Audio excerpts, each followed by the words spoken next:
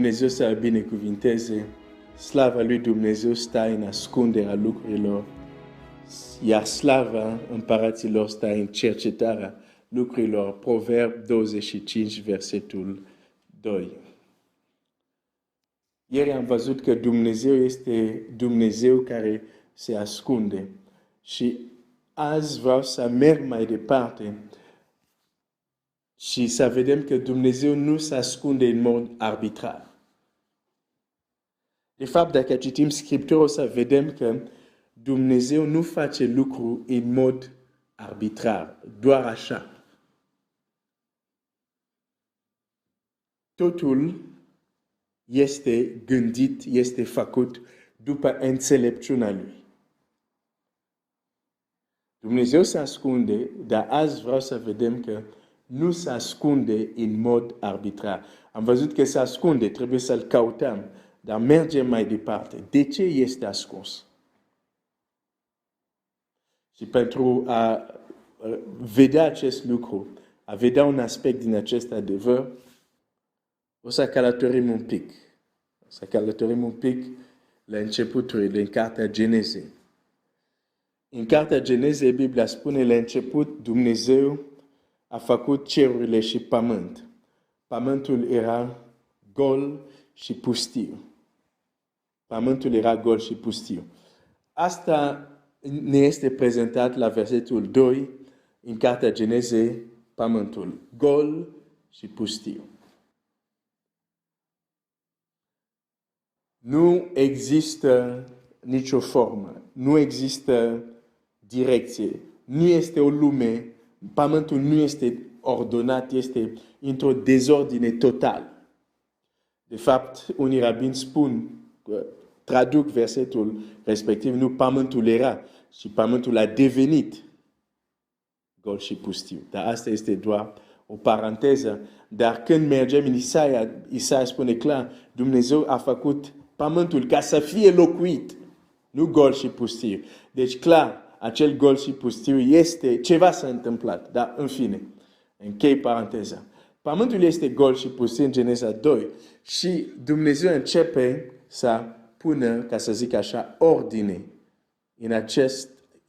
în acea lume care era plin de haos, care a intervenit haosul și întunericul. Și Dumnezeu vine și spune să fie lumină. Și apoi vedem Dumnezeu vorbește și, cum să spun, începe să aranjeze lucrurile. Să se separe apele ca să poată să apară uscat. Apele de sus cu apele de jos să se separe. Se creează stelele, cerul. Și Dumnezeu, când se termină aceste 7 zile, din acea lume care era plină de haos,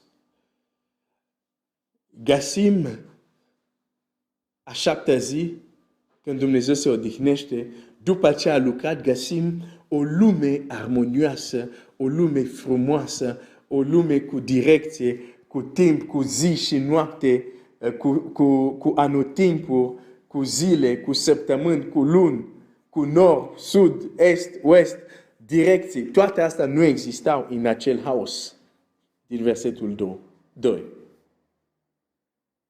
Și este o imagine frumoasă. Dumnezeu găsește viața ta în haos, în întuneric,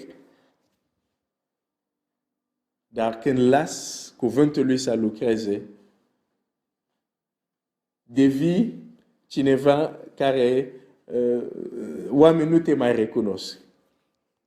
Asta e frumusețea cuvântului lui Dumnezeu.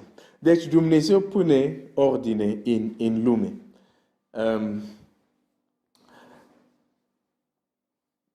Ca lume, pământul, hai să zic pământul, ca pământul să treacă din starea de haosul total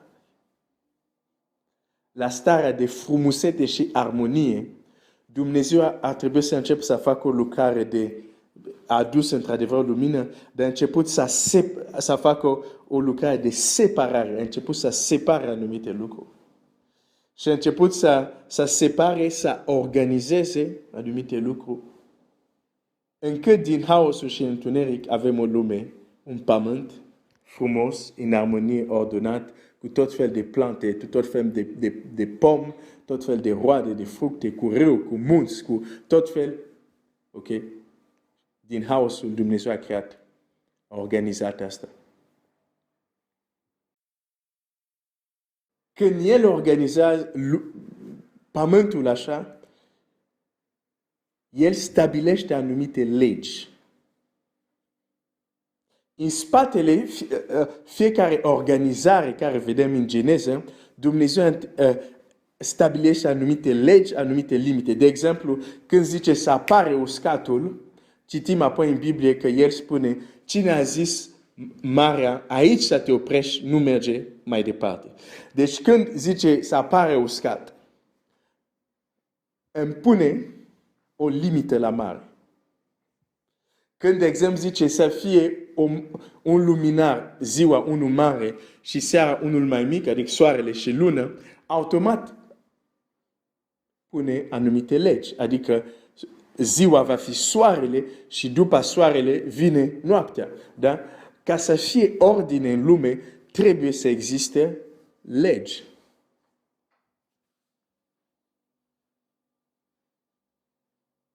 Mă duc undeva cu asta.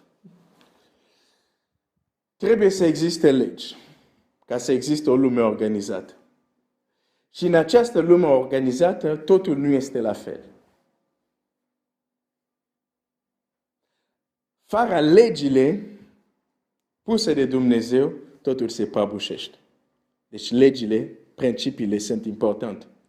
Dar vedem în această lume ordonată, lucrurile nu sunt la fel, lucrurile sunt diferite, diverse. E trebuie să existe, cum să spun, lumea noastră ca să fie așa, trebuie să existe o diversitate de lucruri, de fenomene. Totul n-are cum să fie la fel. Dacă totul era la fel, nu aveam lume cum îl avem. Deci există o diferențiere în tot ce este pe pământ. Nu totul e la fel. Deci Dumnezeu a organizat lumea, a pus legi și Dumnezeu a făcut că în lume lucrurile să fie diferite. Să existe o diversificare. Ok. Merg mai departe. A făcut, din moment ce există diversificare, a făcut că unele lucruri să fie mai importante decât alte. A făcut că unele lucruri să aibă o dimensiune mai mare decât alte. De exemplu, este când se vorbește de soarele, cum se zice în Scriptură? Hai să mă uit chiar aici în Geneza, când se zice despre soarele, se zice așa. Ok. Așa. Unde ești? Versetul... trebuie să mă duc aici. Gata, am găsit. Geneza 1:14. Dumnezeu a zis să fie niște luminatori în întinderea cerului ca să departează ziua de noapte, ei să fie ca niște semne care să arate vremile, zilele și ani. Și să slujească luminator în întinderea cerului ca să lumineze pământul. Și așa a fost. Dumnezeu a făcut cei doi mari luminatori, și anume luminator cel mai mare ca să stăpânească ziua și luminatorul cel mai mic să stăpânească noaptea. A făcut și stelele. Deja aici vedem, există o diversificare și există o diferențiere în dimensiuni, în importanță. Deci este un luminăr care este mai mare, care stăpânește ziua. E tot un luminar, dar e mai mic. Deci vedem că toți sunt luminatori, dar nu au aceleași dimensiuni, pentru că nu au aceleași importanță. Și este important să înțelegem ca lumea în care trăim să existe, ar trebui să existe legi, ar trebui să existe diferențiere, diversificare și diversificare implică că există lucruri mai mici, există lucruri mai mari. Există lucruri mai puțin importante, există lucruri mai importante. Dacă nu exista asta, suntem în haos. Dacă nu există nord-sud, dacă nu există un luminar mai mare, unul mai mic, dacă nu există toate astea, ne întoarcem în Geneza 2, în caos. Haos. Bun.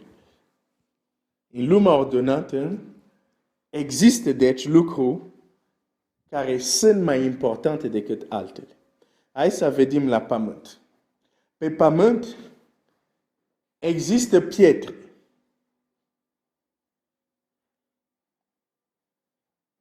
Imediat o să vezi ce legătură cu de ce se ascunde Dumnezeu.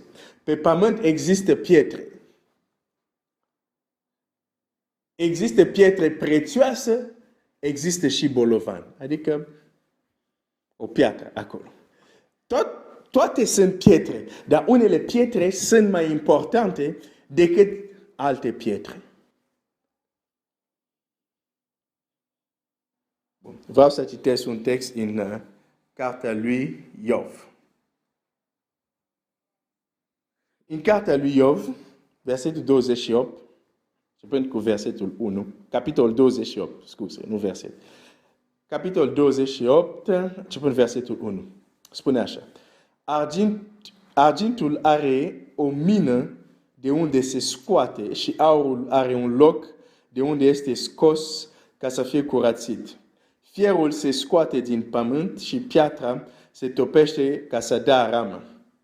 Omul pune capăt întunericului, cercetează până în ținuturile cele mai adânci pietrele ascunse în negură și în umbră morții. Mă opresc aici.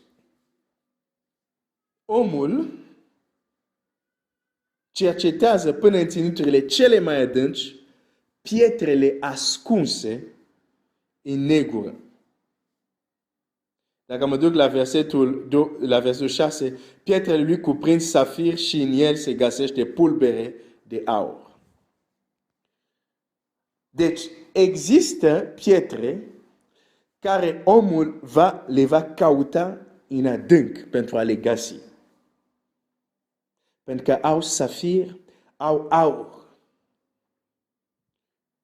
În natură o să vezi că pietrele prețioase sunt în anumite locuri unde trebuie să te duci să cauți. Chiar uneori chiar să te duci în adânci ca să le găsești. Pentru că au ceva valoros. Au aur, au safir sau nu mai știu ce au diamant. Deci există pietre, dar există pietre care sunt importante și vedem un principiu universal. Cu cât un lucru are o valoare mai mare, cu cât este mai greu accesibil. Cu cât un lucru are mare valoare, cu cât este mai greu accesibil. Face parte din legi care ține lumea aceasta. Poți să vezi acest lucru atât în lucrurile fizice, dar este la fel de adevărat în lucrurile spirituale. Și Dumnezeu nu se exclude de la această lege. Pentru că El este cea mai mare răsplată. De fapt, dacă citesc în Geneza 15, versetul 1, Dumnezeu vorbește cu Avram și zice așa. După aceste întâmplări, cuvântul Domnului a vorbit lui Avram într-o vedenie și i-a zis, Avrame, nu te teme, eu sunt scutul tău și răsplata ta cea foarte mare. Dumnezeu zice aici. Dumnezeu zice lui Avram, sunt răsplata ta cea foarte mare. Deci Dumnezeu este o comoară, dacă vrei, o comoară mare. Un lucru, bine, când zic un lucru mă înțelegi, nu am alte cuvinte, sunt limitat de cuvinte, dar încerc să transmit ceva. Adică Dumnezeu e prețios, Dumnezeu este o comoară, mai mult decât o comoară, o răsplată cea mare. Și atunci, nu are cum să fie ușor accesibil. Acest lucru ar fi încălcat principiul și legi care fac ca lumea aceasta să fie ordonată. Și valoare este greu accesibil. Dumnezeu este răsplata cea mare. Nu poate să apară și să fie toată lumea să aibă acces la el. Nu.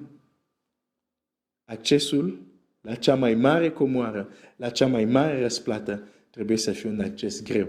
Și ca atare Dumnezeu se ascunde. Pietrele prețioase sunt ascuns, trebuie să le cauți, să le găsești. Vrei o răsplată mare care este Dumnezeu, se ascunde. Trebuie să-l cauți ca să-l găsești. Deci Dumnezeu nu se ascunde doar că zice, ok, vreau să mă ascund. Nu. Este o lege, este un principiu care face că El să fie ascuns. Și anume, lucrurile de mare valoare sunt greu accesibile. Nu imposibil, dar greu.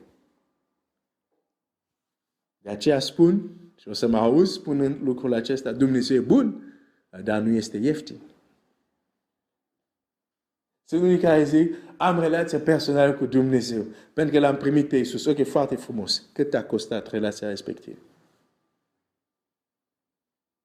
Ce ai dat? Ce ai vândut pentru relația respectivă? Nu prea mare lucru. Nici nu o să ai prea mare lucru din partea lui Dumnezeu. Pentru că Dumnezeu e bun, dar nu este ieftin. Toate lucrurile de care au mare valoare au un acces mai dificil. Face parte de legi care fac ca lumea aceasta să fie în armonie și în ordine. Altfel ne întoarcem la haos. Când tu vrei să ai acces la Dumnezeu, când tu vrei că atunci când chem Dumnezeu să răspundă, dar tu la rândul tău nu îl cauți din toată inima, te gândești haotic. Chaotic sau haotic? Mă corectezi tu. De ce? Pentru că te gândești că lucrurile prețioase sunt ușor accesibile, ceea ce este o minciună. Avram, sunt comoara ta, răsplata ta cea mare. Vrei că Dumnezeu să fie răsplata ta cea mare? O, trebuie să-l cauți. Trebuie să-l cauți din toată inima. Trebuie să-l cauți, să-l cauți, să-l cauți. Pentru că nu este ieftin. Vorbim de Dumnezeu, vorbim de Creatorul, El care a făcut toate lucrurile, El care le ține toate în mâna sa.